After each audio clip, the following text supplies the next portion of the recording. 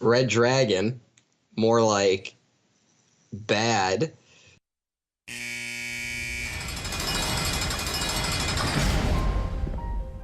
Two families killed a month apart in their homes. This wasn't some killing frenzy. These attacks were highly organized. The victims carefully chosen. This one is gonna go on and on. You want to know how he's choosing them, don't you? That joke, courtesy of Ariel Rocks 5 on Twitter, who sent it to both of us in a conversation the other day. Yes. AKA Samantha. My brain really wanted to say ShamWow instead of Samantha. So thanks to ShamWow for the joke. I thought that was funny. Yes, hello. Now we are officially starting the episode. This is a great way to start. Yeah. Welcome back to our Hannibal Retrospective. And now we finally got past the ones that people tend to like. Except for some people, I guess, because I know some people who prefer Red Dragon to other entries in the Hannibal Lecter series. I know.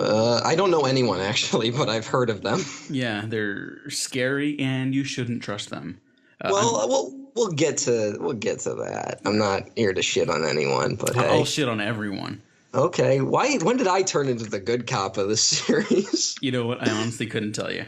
Like, I defended Hannibal last week, and now I'm here going, like, don't give people a hard time for liking this film. Well, no, Hannibal I get. Mm. I don't get Red Dragon anymore. This is a deceptively competent film. So, if you're not, familiar with anything, it's probably an all right movie. But first up, hello, I'm your host, Diego Crespo. And I'm Matt, the other one. Yeah, the one who made us go down this fucking weird-ass rabbit hole of murder. Hey, you thought it was a good idea, too. It was a good idea, yeah. It's, you know what? It's both our faults. And yes. But I'm happy we're doing it. This one I'm less happy for. But to your point about it being shockingly competent. I didn't say shockingly competent. Well, I will say shockingly competent. I said, because here's the thing.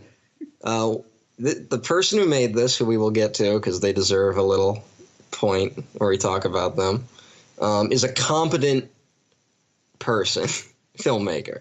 They can make a movie where all the shots are in focus. All the edits kind of lead into each other.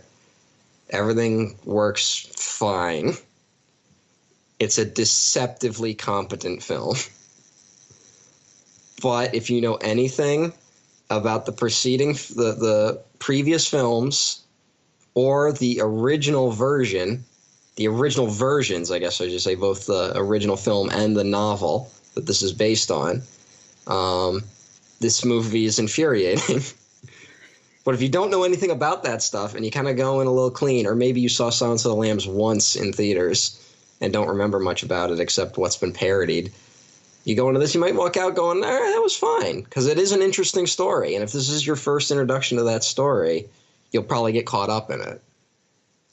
It is not either of our first introductions to this story, so our mileage may vary.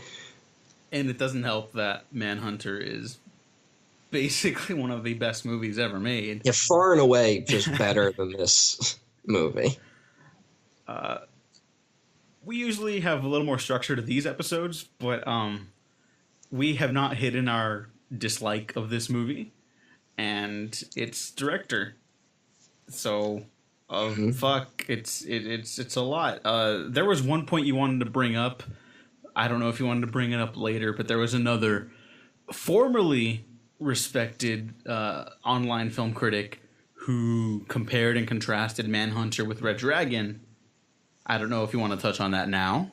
Well, I mean, I don't know when to throw it in, but yeah. Famous internet critic Doug Walker, aka the Nostalgia Critic, did a whole episode of his show where he compared Manhunter and Red Dragon. And if you want to peek into his depths as a critic, I suggest watching it just to see what he has to say. And then he picks Red Dragon, and the note he decides that is the thing that trumps Red Dragon. Because in it, he gives them a fair shake, because movies are bullet points, so you got to compare the bullet points.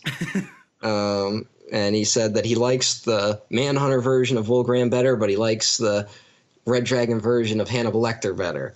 And he likes the blah, blah, blah. He likes the Red Dragon killer of the other film, but he likes the supporting cast of Red Dragon, blah, blah, blah, all that bullshit. But the thing that made him pick Red Dragon over Manhunter was that he felt that Red Dragon was a better visual film than Manhunter. Because when he thinks of Manhunter, he doesn't think of any of the shots in it. He just thinks of all the blank walls you saw. Whereas, none of the walls are blank in this movie. Which means the production design's clearly better. Yeah, it's a great example of more production design, meaning better production design in someone's head. So, yeah. And, And he's going through a tough time right now with all his former collaborators basically spilling how horrible it was to work for the website, that guy with the glasses. So might as well add on. And speaking of disgraced, Brett Ratner is the director of the film Red Dragon. His whole deal was kind of like one of those open secrets in Hollywood. Everyone's like, oh yeah, that guy's like totally like a piece of shit, but apparently he's a really good producer, only, a terrible person. So how good of a producer could you actually be? I mean, like, I'm sure he's good at like greasing their wheels for like getting movies made. But yeah, I mean, he was like chronicled back when he was like on Attack of the Show with Olivia Munn, and how he basically just like harassed her like 24/7. No, really? Yeah. Well, because I mean, the big one is Ellen Page, who worked with him on X-Men: The Last Stand, has accused him. He like outed her as gay on the set in a very harassing. She wrote a whole thing about it. I was just reading it. Olivia Munn, who this was long before the Me Too movement thing started. Olivia Munn wrote in her book about someone who harassed her and did something awful. And then Brett Ratner, the genius that he is, went on the Howard Stern show and publicly called her out. And then she came out and said, like, hey, I wasn't talking about you, idiot. I was talking about a different producer. And he ended up – and he also said stuff about gay – like he made like some gay jokes on the Howard Stern show that got him fired from doing the Oscars. He was going to produce the Oscars that year. And he was bringing Eddie Murphy in to host because Eddie Murphy just worked with him. And then he said something on the Howard Stern show that was very homophobic, so they fired him. And he also harassed Natasha Henstridge. She's a great actress, and she was always one of those people who were like, wow, why didn't she have a bigger career? And I think that might be an answer. So anyway, someone in their brilliance chose Brett Ratner to direct this fucking thing. He was, I guess, really good at just taking on projects and shitting them out. Like, all right, here we go. There's a setup. There's your shot. Move on. Well, he's been described as what I've heard is like a studio hitman. Like the studio just brings him in to do a project when a project needs to get done by a certain date, Yeah. Because if you look at all his projects, that's all they really are. Yeah, they're dates that get filled up, and then that's it. He goes and makes them. Because, like, look at anything in his movies. I think the one people always go back to, like, oh, well, I like the first Rush Hour. Fun fact, Jackie Chan basically directed that thing. Yes. So that's why you like it. That's why, if you notice, like, the first Rush Hour is actually well made. The action flows a lot better. There's, like, motivation from scene to scene. Mm-hmm. Yeah, so, because Jackie Chan knows his shit. Brett Ratner doesn't. For some reason, it feels like it was made in the 80s, and I'm pretty sure it was made in the late 90s. So that's a weird thing about Rush Hour. He also directed X-Men: The Last Stand. Everyone's favorite from the original trilogy. Which I think is a very important film in my life, because that's like the first film I remember going to and being like properly disappointed by. Like you always had that one movie where you feel betrayed for the first time. Yeah. You know what? Oddly enough, I liked it when it first came out, but I was like young and didn't like. I didn't think about movies really. I was just like, I like this one a lot. Hidalgo was actually the first one because I was like, really? yeah, I was a big Viggo Mortensen fan after Lord of the Rings, and so then I was like, oh yeah, it's all horse movie with him, action, adventure. Horse. And I was like, yeah, and I was like, it's fine. I have that. It's X-Men: The Last Stand and Cheaper by the Dozen with Steve Martin. Because I remember, well, because I saw the preview for it, and it was like, oh man, Steve Martin, he's great in The Jerk. And I'm like, I didn't really put together that The Jerk was made like 25 years before Cheaper by the Dozen. So it's like, I didn't understand that like he maybe wasn't the same guy that did that. And I went to see it, and I was like, that was just terrible. And they really hyped that movie. That was a hype movie. And X-Men: The Last Stand was also very hyped. And I just remember they had all this bullshit online, and like they had like Angel's gonna be in it, and fucking all the X-Men are gonna join up, and they're gonna fight a robot, which turns out to not even be in the movie. There was all this shit, and I was like, hey, where's Nightcrawler? And like, never mind about him. Oh, yeah. Didn't they not use Nightcrawler because they didn't want two blue characters on screen? I don't know. I think it might have just been that, what's-his-name, didn't want to do the makeup again. I think they didn't, and, Brett Ratner was like, who gives a fuck about Nightcrawler? Just 90% of the X-Men fan base. And Kitty Pryde, she's basically a supporting role in the film. Like, but she's barely in the fucking thing. They fuck up that movie so bad. Definitely no one was anticipating Red Dragon like they were X-Men 3. Like, I wasn't fully aware of the zeitgeist at the time, but I feel comfortable in saying that. Like, I'm sure some people were looking forward to Hannibal Lecter, but, like, it's totally different. I remember ads for this one a lot. I remember seeing a lot of previews for both Hannibal and Red Dragon when I was a kid. I don't know why. I don't know where I was seeing those. But I saw the Red Dragon one a lot. And it was like, see Hannibal Lecter again. I was like, okay, I guess he's important. Okay, you know who else actually gave this movie a positive review when it first came out? Yeah, Roger Ebert. Yeah, Roger Ebert and Richard Roeper. Well, you have to understand, Roger Ebert likes everything. Roger Ebert, it's really hard to get Roger Ebert not to like a film if he's not bored during it. So, and honestly, I'm kind of surprised that this didn't bore him because I wanted to like shoot myself watching this time. I'll be honest, like I said, the key thing is that I think if you don't know this story, it's an interesting story. And it's enough to keep you interested for at least one watch. So if you go in cold or if you forgot Manhunter, it's kind of fresh in a, because the Red Dragon Killer is a very interesting villain. And how they catch him is, and this movie follows all the beats. It just follows them as weak as it possibly could.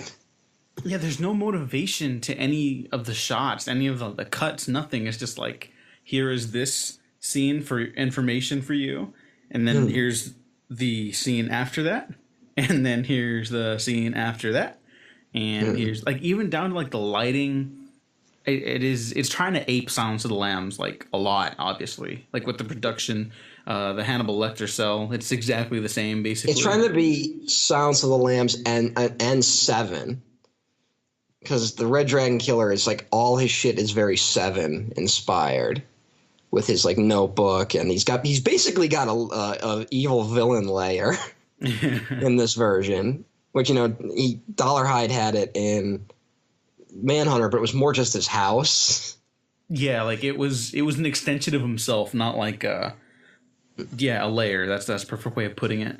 Mm-hmm. Well, this feels like he's going to join the Legion of Doom or something. So it's all stuff that would would make sense on like paper, but then in execution it's all wrong. It's just that's pretty much everything in this movie. And talking about lack of motivation, there's a big one in this, which is that Edward Norton's Will Graham completely misses the point of the character. He is. This might be like the not bad Edward Norton performance, but he just can't like shape it in any way, and that's not his fault because he's clearly a talented actor. You know, it's like there's just really nothing else to latch onto. Like you said, the story is so good that there's almost something there, but he's not guided in any direction really. Well, it's very clear that Brett Ratner thought that when Lecter says they're alike, that him just saying that was enough. You don't need to convey that in any other way. And that's a big – because when you get the first scene – we should talk about the opening of this movie because I think that sums up a lot of the problems of it, which is, Lecter, he's listening to a symphony. This is before he's been caught. And one of the players, one of the flute players is fucking up and is just terrible. And the whole orchestra will be like, "Oh, hey, buddy, get in the game." Meanwhile, it's supposed to be a thing that, and the idea is that Lecter goes on to kill this musician because he's a bad musician. So Lecter's like, fuck it, I'll kill him. And that's kind of like sets up something about the Hannibal Lecter character. But the idea is supposed to be that this is a flaw that only Lecter would really notice. Like, it's not supposed to be something where everyone in the orchestra is like, whoa, hey, this guy's not practicing enough. Brett Ratner just didn't know how to convey that idea without other people without him like deliberately screwing up. And that's what it's like. It's like this obvious underlying of that. And that's everything in this movie is shot like that. And so we get Lecter and then we immediately go to Lecter, where he's a respected doctor. This is before everyone knows he's a serial killer. That's our first time seeing this. And everyone's like, hey, isn't it weird that musician disappeared? While Lecter is like serving meat. And he's like, He's like, I hate to, and the one guy was like, I hate to be a bust, but it's actually improved the orchestra. And Lecter's like, oh, ho, ho. Yeah, so it's just fucking. It's the most obvious way of doing that. Like, there's nothing subtle about it. There's no inspiration. There's no. It's totally fucking Criminal Minds. Yeah. Like, we're gonna probably continue like just fucking dunking on that series like throughout the rest of these, but that one, like this one in particular, is really like leaning into that generic, morally kind of gross like territory, especially in the finale. Some stuff happens with Graham's son that is just like visibly upset me when I was rewatching it. This brings me back to my comment about it being deceptively competent, because it sets up everything we need to know about this character in 5 minutes. The most blunt and obvious way possible, but it sets it all up. And then we're immediately introduced to Will Graham, who, as we are told, is investigating the killers, and he has a relationship with Lecter, where he's actually consulted with him on the crime. And Will Graham, played by Edward Norton, has finally put together that the killer must be eating the victims. And that's why the bodies are found in such weird ways, or some of them not at all. And we meet Edward Norton, and he kind of just plays Will Graham as like basic detective guy who has an epiphany and gets excited about it. And I'm not saying that couldn't work, because maybe he is wearing as much of a facade as Lecter is. You know what I'm saying? Yeah, that's like an idea like hinted at in subsequent and previous work with Will Graham, even. Well, I mean, but like every version of the other two versions we'll see are all it's very obvious that there's something wrong with both of them, like from the get-go, and we rarely see them in more normal situations. Whereas this one, right off the bat, he's just kind of like a normal dude. And it would kind of be interesting if maybe as we went along, we discovered, oh, he's actually a fucked up guy deep down. He's got problems. And he's putting on a facade just like the killers he's hunting put on a facade, except He is driven by empathy, whereas they are not. And that could have been interesting. But instead, this movie does nothing. It just loves to say something, and then it's like, oh, I guess that's what we're going with. All right. Next scene. And then I should point out that I don't believe that I can't remember. I don't believe in Red Dragon they say that. I believe in the book Red Dragon, Graham only met Lecter the one time, and it was when he caught him. And he met Lecter to question him because one of his patients went missing. He saw a book on the shelf that contained wounds of some sort. I can't remember what type of wounds they were. And he put the connection together, but before he could do anything, Lecter stabs him. They get into an altercation, but he gets to jump on Lecter and takes him down. In this version, it's set up that they have a past relationship. So this might be the first introduction of that idea of like they actually work together a little bit. Yeah, in the movie Manhunter, I don't think they ever say whether or not they did or didn't, but just the idea there that there's a history, like that makes it work on its own. Well, they have a history in the sense that he caught him in that one. It's very specifically about catching him, that's their history. But in this, this is the first time where it feels like they've actually worked together. Which is a cool enough idea to launch a series even on NBC. Yep. I'm just saying, I don't remember if the book actually brings this up, but I don't believe it did. And I should say, in this version of it, same basic thing happens. He meets with Will Graham meets with Lecter. He gives his new theory, and Lecter's like, "Oh, that's crazy. Well, hey, I'm gonna go get something." And then Graham's like, "All right, Dr. Lecter," and he goes, and Graham's just like looking at his shelf, and he finds a book. Except instead of this version of it being something like war wounds or whatever it was in the novel, it's a book. I forget. I think it's written in some other language, and something is underlined in it. And that's when it's like very obvious. Like, wait a minute. Yeah, it's like a Scooby-Doo level like reveal. Like like I said, it's literally underlined. And then we get him. He gets stabbed. There's a fight, and somehow Lecter survives getting stabbed in the stomach and shot like 5 times. No, okay. Here, I'm gonna say something nice about the movie now.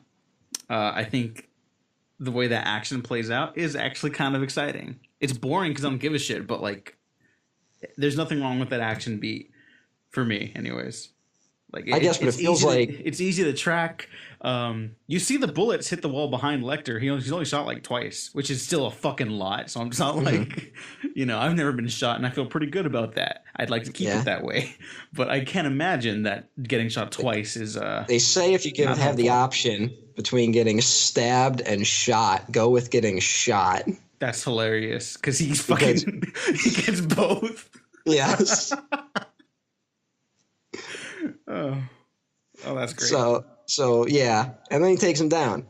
This is when I guess we should bring up that Anthony Hopkins is back as Hannibal Lecter and does not want to be here for this film. Oh, wait, did he not want to be here for this one? I thought he was at least having fun. My theory was he was having fun in Hannibal. I believe he's having a lot of fun in the movie Hannibal. I don't believe he's having any fun in this one. Aww. He comes across as very tired and very much doesn't want to be there. So he's like a fucking just black hole in this movie. Whereas he kind of saves Hannibal for me because I actually really like him. I think he's very engaging in the movie Hannibal. This time it's like because they add more Hannibal Lecter scenes to this movie because they think he's the draw to it. And that just makes it more boring.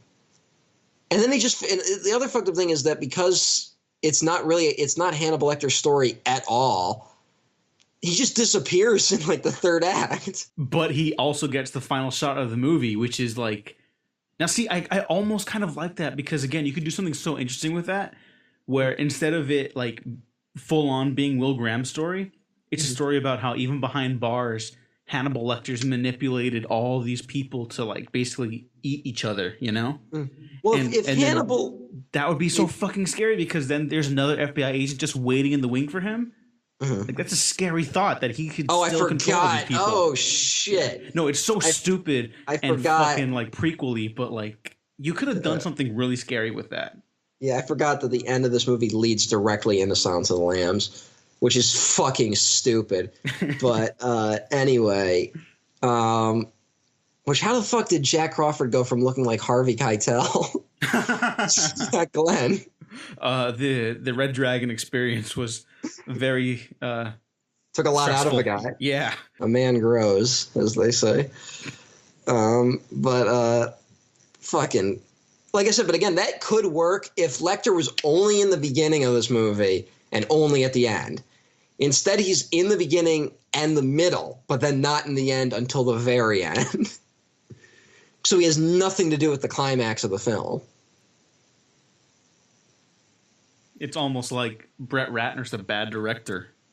Well, it's like Brett Ratner's a bad director, and the entire idea of this film is flawed. Which is, we got to do another Lecter film because the series is popular. Let's, fucking put more Lecter scenes in a story that is not about Hannibal Lecter. This is a very shy boy, Will. He'll be a bodybuilder, of course. Look for extensive tattooing and corrective surgery to the face. He is refining his methods. I don't think anybody knows you at all, dear. He is evolving. So it's true the Lecter's actually helping with your investigation. We mustn't judge too harshly, Will. Have you never felt a sudden rush of panic? What did Dino De Laurentiis think of this movie? I don't know. I didn't actually find any quotes from him. It's fine. I did very little research because I just did not care. I'm sorry. This is it's such a fucking bland movie.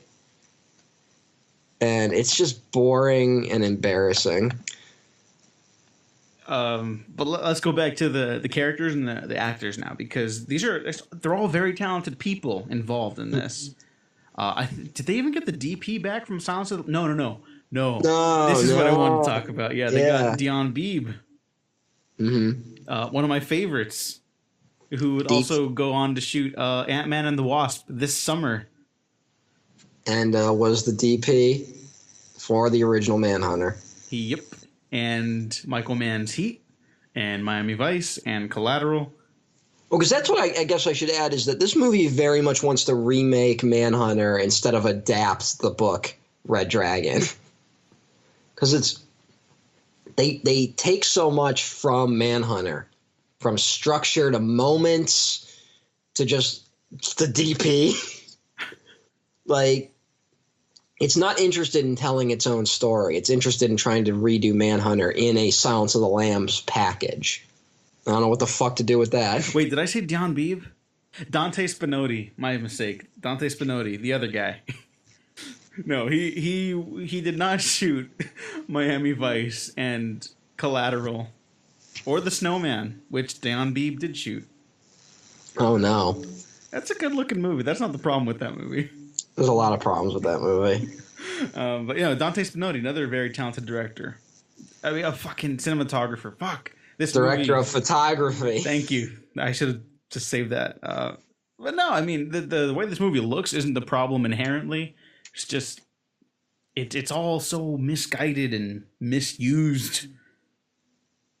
It's just every room is framed like a room. There's just nothing interesting about any of it. It's why it's very generic Criminal Minds television, just here's this shot, reverse shot, reverse shot. Oh, you need some coverage over here to make sure the audience can track what's going on. And there's nothing wrong with that also, I guess, but with a movie you want that to be telling you a story differently than you would on television. I feel like if this had been a TV series shot this way a couple years before the Hannibal show, this would have been considered groundbreaking television. Because some TV critics are kind of idiots. Do you know Brett Ratner shot the pilot for Prison Break? I actually did, because that is one of my ultimate guilty pleasure shows. I never watched it. Oh, it's so dumb. You gotta. Just looking at his filmography. Oh God, he did movie 43. They blackmailed a lot of people into doing that movie. Yeah, I don't think they had to blackmail him. No, he was the guy blackmailing everyone. Probably. Something went wrong. Now I just want to talk about movie 43 instead of this piece of shit, but whatever. movie 43 is not much better. Movie 43 is at least interesting. Well, just because you're constantly questioning like how and why. Yeah, like every shot, like it just keeps topping itself in its unbelievability. But okay, so Anthony Hopkins doesn't want to be here. That's it. Harvey Keitel is Jack Crawford. Harvey Keitel is never bad. He's never bad, but he just doesn't really do much here. Yeah. Dr. Chilton's back. The same one from Silence of the Lambs, just so you know there's continuity. And he looks older. Yep. So leading directly into Silence of the Lambs is fucking stupid. Especially fucking Hopkins looks old in this one. Yeah, they try to young him up. Like I think they even like dyed his hair a little darker. His face is just too big. Yeah, poor guy. So no offense, Mr. Hopkins. Yeah, Sir Anthony Hopkins. Yeah, just a mistake all around. It would have been better if they just rewrote this in some way to like be a sequel to Hannibal or something. And no one's really cracked that, honestly, until Brian Fuller, obviously, because then he just completely reworks the mythology. But like, that's such a. It doesn't seem like it should be that complicated, but it really, really is. Yep. And honestly, I don't know if I'd want Brett Ratner to have his hands on a story that had to follow the events of Hannibal, even. Oh man, he directed Christmas in the Hollis for Run DMC. Oh no! I didn't need to know that. This movie's so fucking boring. We can't even like stay on track with it. I can't. I'm sorry. There's really not much to say, except I guess we should talk about the Red Dragon Killer at some point. Yeah, here let's go to there. Ralph Fiennes, Voldemort. Fiennes. Yeah. Fucking inanimate object or inanimate fucking object. Yes, which is what his performance is in this film. Oh, I thought he was all right. Nah, he's trying his best, but it's very like just I'm emotionally disturbed guy. Yeah, it's kind of like, okay, so during the Hannibal run, I'm sure you saw some criticism about that version of Will Graham where he was like his performance was always like noted as a little like excessive and kind of animated. Because he always had a lot of like facial tics. Because nothing about that show was excessive. Yeah, like it fits for that show, I think. And then here it feels like, oh no, there's just nothing connecting that to the actual character. Like everyone's very much acting in like the most broad sense of the word. Well, the idea is that more acting equals better acting. Which is how it should be, obviously. I love movies that let me know there are people acting in a movie. Yep. Jim Carrey should have gotten an Oscar for number 23. Oh, yeah. Yeah, Jim Carrey should have gotten an Oscar for every performance he's ever given. Kick-Ass 2. Because you know what I love about his movies? I love that I know he is really trying his hardest. Aw, don't be... I think he's actually pretty good in a couple movies. He's good, but there's never a movie I see where I don't realize how hard he's trying. Okay, you know what would happen if they made this version of Red Dragon today? All right. Adam Sandler as the Red Dragon Killer. I was going to say Jared Leto. No. I had to stop you before we got to that. All right, just picture it. No. I like Adam Sandler when he's not Adam Sandler. Oh, yo. No, that's Grown Ups 3. Or, no, it's Billy Madison when he's, like, yelling at the guy. No. See, that's the twist to Grown Ups 3. Is he becomes the Red Dragon Killer, and he goes around killing all his friends' families. Grown Ups 3, directed by Werner Herzog.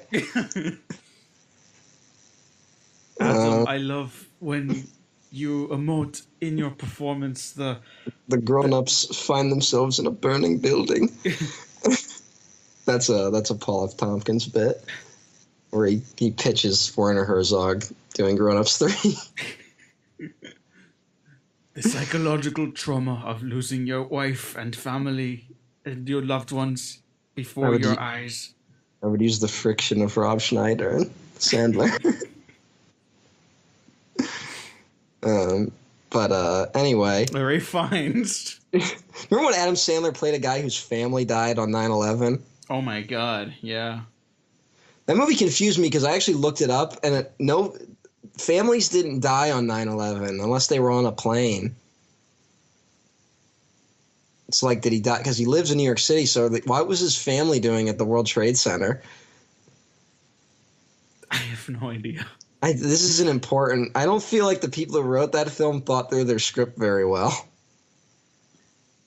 I feel like that's actually a good way of criticizing a lot of movies about 9/11, because they're ultimately not about 9/11, most of them. They're like using it for fucking like shock value. What's that fucking Robert Pattinson movie? I was going to bring it up right now. That fucking bullshit ass movie. It's like, you got 9/11. It's like a fucking prank. Well, because that's the end of the movie. It's so fucking like, what? And it's called Remember Me? Like, what? Or what's the Extremely Loud and Incredibly Close? Yeah, Extremely Loud and which is a great title, by the way. And it seems to think New York City is a very quirky place. Also, Tom Hanks died on 9/11 and was the falling man in that picture who's never been identified. I think that was the twist of that movie. I don't remember it. Back to Red Dragon. Yeah, but 9/11 was a tragedy. Yes, it was. We've brought up 9/11 like in all three, like all of these episodes now, I think. Well, I guess it's fair to say that these movies were heavily influenced in a post 9/11 world because... Yeah. Yeah. There's no connection there. It just keeps coming up. Well, this was Brett Ratner's follow-up to Rush Hour 2, which was released in 2001. And Rush Hour 2 very much feels like a pre-9/11 film. I want to finish this, but I'm also very curious about why you feel that way. Because all the movies before 9/11, this is an important topic, and has everything to do with Red Dragon, apparently. There's this real carefree attitude to like every action comedy before 9/11. Like, it's like, whoa, like everything's kind of like played for laughs, like explosions and jumping out of buildings and shit. And then like after 9/11, like you can't do anything. Because now we know what it looks like for planes to actually fly into buildings and for buildings to fall down. So you can't really do anything with that. Wow. Yeah. Honestly, I'm very fascinated with all the films released before September 11th in the year 2001. Zoolander was supposed to be released like a week after 9/11. Oh. Anyway, Francis Dollarhide, the Red Dragon Killer, is in this film. And then we get to see him eat the painting in this movie. He eats the Red Dragon painting. Oh, yeah. Which is a good moment. Which would have been great in another movie. Like, I know Manhunter, for like the hardcore Hannibal fan, still gets a lot of flack for not incorporating the actual Red Dragon mythos as much, you know? Mm-hmm. But it's like, you don't need it for that movie. And then it happens in Red Dragon, and you're just like, well, that was kind of neat, but why? Yeah. like they kind of just set up the Red Dragon stuff like immediately before that. It's like he's obsessed with the painting, but it doesn't understand anything about the painting more than the fact that it's a painting. Yeah, like there's no actual like interest in delving in like the psychology of these people. It's just like very procedural. Yep. Like the most procedural thing, but without any interest in the people doing the procedure work. So yeah. Well, it should also be said that like every time Will Graham has an epiphany, it is like very generic epiphany moment of like rushing to the phone. You touched him, didn't you? You touched him, didn't you? You touched him, didn't you? Yeah, and he says it like son of a bitch. Like, Whereas like you get like that great like, you know, tidal wave of emotion in Manhunter, and then here it's just like, oh, he learned something. I'm trying to muster up like anything interesting to say about this, and there really isn't. No, there's not. You know what? The only interesting thing about it is that you can see what an experienced filmmaker could do with this story in Manhunter, and then what an inexperienced filmmaker could do with it in Red Dragon. Like, there's so many. Yeah, compare and contrast. Yeah, like when Freddie Lounds gets set on fire in Manhunter, it's like this slow reveal, and then this piercing scream, and then the quick. The burning body wheels directly into the camera, and then in Red Dragon, it's just like it's this. I do actually like. I do actually like that the body is still moving though, on the wheelchair. In this version, I thought that was interesting. Yeah, it's more fucked up, but like it doesn't like it can't do anything like, for me. That's that literally point. like one high note from like. Shit. the whole scene where the Red Dragon and kidnaps Freddie Lounds is just awful. Like that's supposed to be like the highlight of the film. It's the reason why I think Manhunter sticks out in my mind as one of my favorite movies. And here it's just a big fat nothing. It's a little gross and disturbing, and there's a jump scare in it. It feels like okay, you know the criticism a lot of Blumhouse movies get for being like that very like overproduced type horror movie. Yeah, that does he do those Conjuring movies? Brett Ratner? No, I'm the Blumhouse guy. Blumhouse, yeah. They do the Conjuring and stuff. Yeah, because those I just can't stand. Okay, I like them, but this They're is bad. like all those. No, and they're awful, and it's awful to keep perpetuating these people like they're true stories. I think it's disgusting that we keep doing this. Okay, that I will definitely agree on. It's taking advantage of like real suffering, and it trivializes stuff like mental illness. It's awful on like every conceivable level, and I think we have to start morally saying we can't support films that claim to be based on true stories anymore that are about fucking ghosts. I didn't expect this conversation to go that way, but I'm actually glad it did. It's more interesting than this fucking movie. I'm probably never going to have a chance to talk about those Conjuring films, and just fuck them. No Conjuring retrospective for you? No Conjuring retro, because they're fucking shit. It's like, I don't get why people defend those movies. They're so generic, and they will not be remembered in any way. We get out. This is because this movie. It's like it's scary in a way that was like immediately not scary like 2 years later, and that's what happens with those Conjuring films. They're not scary on rewatch. They're just generic ghost story. Everyone will remember The Witch. Everyone's going to be talking about The Witch for like another decade, at least. Like Get Out. That's one that's going to stick around for a while. Oh, wow. I'm fucking got marbles in my mouth today. I don't know what the fuck's up, but it's this fucking movie, man. Like, what are we supposed to do? It doesn't give us anything. It does nothing. It is a nothing movie. I fucking hate everyone. I fucking hate you. I fucking hate all the people I follow I fucking hate everyone I follow on Twitter. I fucking hate ShamWow. I fucking hate Brett Ratner. I fucking hate this movie. It's all bad. We're all gonna die. So we can't escape it. Death is coming for all of us. I think I'm dying right now, and I'm just waiting to find out. And it's this slow, just illness that just eats you alive from the inside as all your faculties shut down. And I got sick once 10 years ago and never got better. And that's what life is. And it led to me watching this movie, wasting over 2 hours of my time on it, and then sitting on this podcast and having nothing to say for it. Life is a gamble, not worth taking.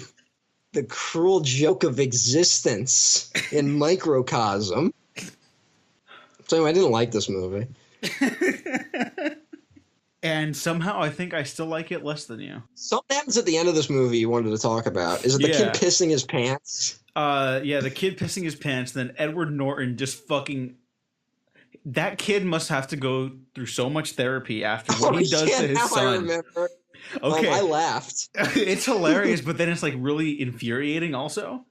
Especially like just because all the other versions of this world. No. You don't understand how funny this is. Because it's a complete misunderstanding of the character. It's like it thinks this is how Will Graham works. Like he can put on the face of like what an abusive father is for like a minute. And it's like, no. And he yells at his kid for pissing his pants.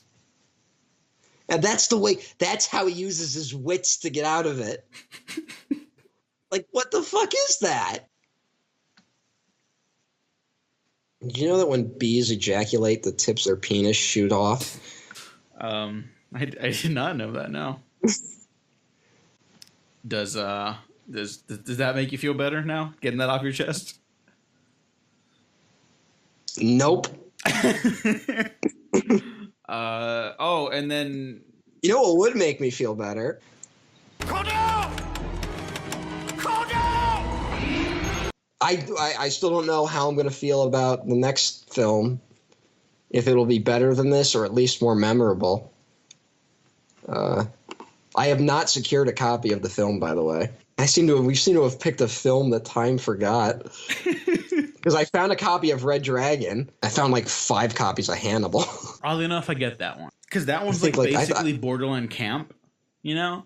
And I just feel like when Blockbuster went out of business, there would have been a lot of Hannibal Rising DVDs floating around out there. Maybe there's like a secret cult of fans that like really love Hannibal Rising, and they just hoarded them all. Mm. And so now they go for like hundreds of dollars on eBay.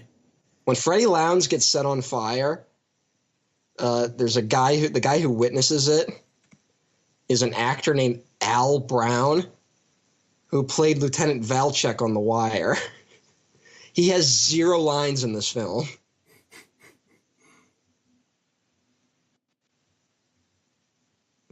This movie, they must have shot in Baltimore. He must be a Baltimore native or something. Possibly, or Barney from the previous 2. Well, yeah. Freddie Faison was like a huge part of The Wire. He was the commissioner for like the first 4 seasons. Yeah, so maybe he was just like, "Hey, I got a buddy who needs some work right now." All right. Yeah, but this was before. That was before The Wire. But this came out before The Wire. Oh fuck! Did it? When did The Wire come around? That was like 2004, right? It was like 2003, I believe. And this movie's from 2002. Oh, what the fuck? This movie's that old? Yeah. Oh my god. Yeah. I didn't know that. Maybe I didn't. I just forgot because who cares? But a post 9/11 film. This came out a year after Hannibal. Yeah. Oh, really? Oh my! Did it? Yeah, 2001 Hannibal, 2002 Red Dragon. Are you serious? I didn't know that. Wow. Okay, Red Dragon. There's like a fucking marked difference between those films. October 4th, 2002 is when Red Dragon came out. February 9th, 2001 is when Hannibal came out. That's still crazy. That's what they're doing for fucking Star Wars. But those are like 2 separate productions entirely. What? What? Like, were they? If these movies were continuously that successful, like as they were with Silence of the Lambs, would they have just kept doing that? I guess, but this was a successful movie. He just didn't have any more story to work with. Oh my god. This is exhausting. You know, today's featured article on Wikipedia is Lady Gaga.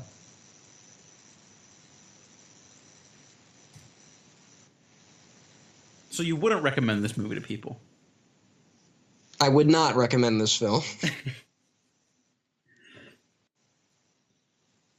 Okay. Good to know. This is such I'd recommend a nothing movie. The sweet release of death from the pain of existence. where can they find your thoughts on that online? Follow me on Twitter at EmperorOTN and send me a Curious Cat question. I do not have a Curious Cat, but I do have a Twitter at DEGGO Waffles. The Waffle Press. Diego, it's just a few quick clicks away to get a Curious Cat if you have a Twitter account. No. You could like and subscribe to the Waffle Press YouTube, our iTunes. Check out our Patreon for some cool stuff over there, because it'd be nice to have more production value. We'll actually put it to use instead of just doing more production, because that doesn't always make a better production.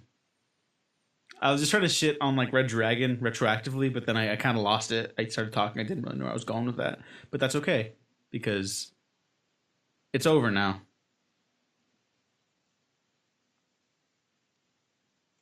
Bye. Before Silence of the Lambs, before Hannibal, novelist Thomas Harris conceived of evil in its purest form.